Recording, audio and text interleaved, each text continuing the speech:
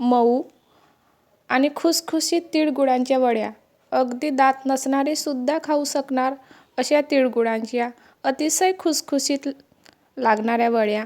पाक केला तरी बिघडण्याची भीती नको आणि अगदी झटपट फक्त 10 मिनिटात तयार होणारी ही वडी. तर नमस्कार, मी भूमी की रसोई या चॅनलवर तुम्हा सर्वांचा मनापासून खूप स्वागत आहे. तर आज आपण संक्रांती स्पेशल किंवा सध्या हळदी कुंकवाचे दिवस सुरू आहे, त्यासाठी अगदी झटपट तयार होणारी, अगदी खुसखुशीत लागणारी आणि दात नसणारे सुद्धा वडी खाऊ शकणार अशी ही वडी आज आपण या व्हिडिओमध्ये बघणार आहोत. तर व्हिडिओ शेवटपर्यंत नक्की बघा. व्हिडिओ आवडल्यास लाईक करा, शेअर करा आणि सबस्क्राईब करायला विसरू नका. अगदी कमीत कमी साहित्यात आणि अगदी घरगुती साहित्यामध्ये तयार होणारी ही अगदी खुसखुशीत वडी कशी करायची, तर चला तर मग जास्त वेळ न घालवता व्हिडिओला सुरुवात करूया. तर सर्वात आधी आपण इथं वडीसाठी काय काय साहित्य लागणार आहे हे बघून घेऊया. तर आपल्याला सर्वात आधी इथं छान तीळ स्वच्छ धुवून आणि आपल्याला अगदी कमी आचेवर तीळ भाजून आपल्याला अगदी जाडसर असा तिळाचा कूट तयार करून घ्यायचा आहे. नंतर इथं मी शेंगदाण्याचा पण त्याचप्रमाणे दरदरात कूट तयार करून घेतलेला आहे. नंतर एका मोठ्या वाटीने गूळ आणि 2 चम्मच तूप, अगदी हे साबूत तीळ आहे जेणेकरून आपली वडी ही कुरकुरीत लागणार, आणि थोडं अगदी एका छोट्या वाटीनं पाणी घेतलं आहे. तर आपल्याला सर्वात आधी अशा प्रकारे एक ताट रेडी तयार करून ठेवायचं आहे जेणेकरून आपल्याला वडी थापायला सोयीचं होईल. चला तर मग आपण पाक करायला घेऊया. इथं मी एका मोठ्या कढईमध्ये सर्वात आधी इथं तूप टाकून घेत आहे.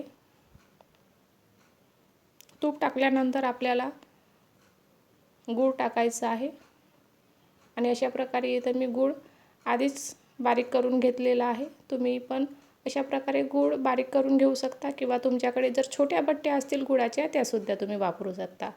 आणि आपल्याला गूळ वितळवण्यासाठी अगदी थोडं पाणी टाकायचं आहे. अगदी यापेक्षा तुम्ही कमी पाणी टाकलं तरी पण चालेल. तर अशा प्रकारे पाणी टाकल्यानंतर आपल्याला हा गूळ पूर्णपणे विरघळेपर्यंत अगदी कंटिन्यू हलवत राहायचं आहे किंवा अगदी ढवळतच राहायचं आहे. तर अशा प्रकारे गूळ पूर्णपणे विरघळेपर्यंत आपल्याला कंटिन्यू छान हे गूळ हलवत राहायचं आहे. तर इथं गुळाला अशा प्रकारे एक उकळी आलेली आहे, पण पुन्हा पाक येण्यासाठी आपल्याला जवळपास 1 मिनिट पुन्हा बाकी आहे. अगदी अशा प्रकारे आपल्याला वर फेस आला, याच्यावरून आपल्याला समजून जायचं की आपला पाक अगदी होण्याच्या स्टेजवर आलेला आहे. पण हा पाक पूर्णपणे अजून तयार झालेला नाही आहे. तुम्ही अगदी 1 मिनिट आपल्याला हा गूळ कंटिन्यू हलवत राहायचा आहे. आता तुम्ही बघू शकता इथं पाकाचा कलर चेंज झालेला आहे आणि पाकाला अशा वेगळ्या प्रकारे वर असं फेस आलेला आहे, म्हणजेच आपला इथं पाक तयार आहे. तर अशा प्रकारे इथं मी हा आपला जो तयार केलेला तिळाचा कूट आणि शेंगदाण्याचा कूट आपल्याला यामध्ये टाकून कंटिन्यू हलवत राहायचं आहे जेणेकरून सर्व मिश्रण छान एकजीव मिक्स होणार. आपल्याला ही प्रोसेस थोडी कमी गॅसवर करून घ्यायचं आहे. मी इथं गॅस कमी करून घेतलेला आहे आणि सर्व मिश्रण छान कंटिन्यू आपल्याला एकजीव करून घ्यायचं आहे. आणि ही प्रोसेस थोडी फास्ट करायची आहे जेणेकरून आपल्याला वडी थापायला त्रास होणार नाही. इथं मी थोडे तीळ टाकले आहे. तीळ टाकल्यानंतर आपली वडी ही अगदी मस्त खुसखुशीत खायला आणि कुरकुरीत लागतो. त्यामुळे थोडं तरी तुम्ही साबूत तीळ किंवा सगळे तीळ नक्की टाका. तर अशा प्रकारे आपल्याला इथं हा मिश्रण तयार आहे आणि मी इथं गॅस बंद करून घेतला आहे आणि आपल्याला अशा प्रकारे तयार झालेला मिश्रण यामध्ये अशा प्रकारे ताटामध्ये काढून घ्यायचं आहे. तर अशा प्रकारे इथं मी तयार केलेला सर्व आपला जो मिश्रण आहे तो ताटामध्ये काढून घेतलेला आहे. आणि अशा प्रकारे एखाद्या वाटीच्या साहाय्याने किंवा एखादी प्लेन तुमच्याकडे प्लेट असेल किंवा एखादा डब्बा असेल अशा साहाय्याने आपल्याला ही वडी अशा प्रकारे थापून घ्यायची आहे जेणेकरून हाताला आपल्याला चटके बसणार नाही, कारण मिश्रण हा खूप गरम असतो. आणि थोडं आपल्याला यामध्ये वर तीळ टाकायचं आहे. अशा प्रकारे अगदी मी जवळपास 2 ते 3 चम्मच इथं मी तीळ टाकून घेतलेले आहे. आणि तीळ टाकल्यानंतर आपल्याला अगदी हाताने अशा प्रकारे तीळ थोडं दाबून घ्यायचं आहे, जेणेकरून तीळ बाहेर निघणार नाही. आणि मिश्रण थोडा गरम आहे, त्यामुळे थोडं हाताला चटके बसत आहे. तरी पण तुम्ही अगदी हलक्या हाताने हे मिश्रण छान हाताने प्लेन करून घ्या, अशा प्रकारे थापून घ्या. चला तर मग आपल्याला हे सर्व मिश्रण अगदी थंड व्हायसाठी जवळपास 5 मिनटं आपण हे साईडला ठेवून घेऊया. तर तुम्ही बघू शकता इथं मिश्रण आपलं थोडं थंडगार होत आलेलं आहे आणि आपल्याला याच्या वड्या पाडून घ्यायच्या आहे. पूर्णपणे जर आपण हे गार होऊ दिलं तर वडे पाडायला त्रास होणार किंवा वडी तुटायची भीती असतो. त्यामुळे इथं आपल्याला थोडं थंड होत आल्यानंतरच वडी पाडून घ्यायची आहे. अशा प्रकारे इथं मी चाकूच्या साहाय्याने वडी पाडून घेत आहे. तुम्ही तुमच्या आवडीनुसार ट्रँगल शेपमध्ये असो किंवा काजू कतलीच्या शेपमध्ये असो तुम्ही वड्या अशा प्रकारे पाडू शकता. इथं मी वड्या पाडून घेतलेल्या आहे.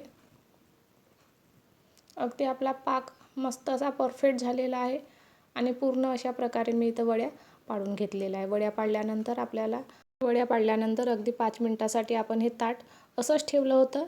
आता इथं अगदी पूर्णपणे आपली वडी थंडी झालेली आहे आणि अशा प्रकारे अगदी सहज तुम्ही बघू शकता, अगदी सहज चाकूच्या साहाय्याने मी वडी काढली आहे आणि अगदी न तुटता परफेक्ट अशी ही वडी निघालेली आहे. म्हणजे आपली वडीचा पाक किंवा वड्याचं सर्व मिश्रण हे अगदी परफेक्ट झालेलं आहे आणि मस्त असं वडी दिसायला पण अगदी मस्तच दिसत आहे. तुम्ही बघू शकता मी इथे दुसरी पण वडी काढून दाखवत आहे. ती पण अगदी सहज निघाली आहे आणि मस्त अशी वडी आपली तयार झालेली आहे. अशा प्रकारे इथं मी सर्वच वड्या काढून घेत आहे आणि सर्व वड्या अगदी मस्त सहज अशा निघत आहे. अगदी दिसायला पण मस्त दिसत आहेत आणि इथं मी सर्व वड्या काढून घेतलेली आहे. अशा प्रकारे अगदी झटपट तयार होणारी ही वडी अगदी जवळपास 10 ते 15 मिनटं आपल्याला ही वडी करायला लागतो. त्यामुळे अगदी कमीत कमी साहित्यात कुठलाही तामझाम न करता अगदी घरगुती साहित्यामध्ये आपल्याला ही वडी तयार झाली आणि पटकन अशी ही वडी तयार होतो आणि खायला पण अशी रुचकर वाटतो. तर आपण ही वडी तोडून पाहूया. तर तुम्ही बघू शकता वडी अगदी सहज तुटली आहे आणि अगदी मस्त अशी खुसखुशीत आणि अशी मऊसूत अशी ही वडी झालेली आहे. तुम्हाला मी दुसरी वडी पण तोडून दाखवत आहे. तर अशा प्रकारे तुम्ही बघू शकता वडी अगदी सहज अशी हलक्या हाताने तोडली तरी पण अशी सहज तुटत आहे. म्हणजे आपली वडी अगदी परफेक्ट तयार झालेली आहे. कुठल्याही प्रकारचा आपला पाक न बिघडता अगदी आपण परफेक्ट अशी ही वडी तयार करू शकतो. त्यामुळे एकदा तरी नक्की ट्राय करून बघा आणि व्हिडिओ आवडल्यास लाईक करा, शेअर करा आणि सबस्क्राईब करायला विसरू नका. चला तर मग पुन्हा भेटूया अशाच एका नवीन व्हिडिओसोबत. तोपर्यंत बाय आणि सर्वांना हळदी कुंकवाच्या खूप खूप शुभेच्छा. तिळगुळ घ्या आणि गोड गोड बोला आणि अशाच गोड गोड कमेंट करा.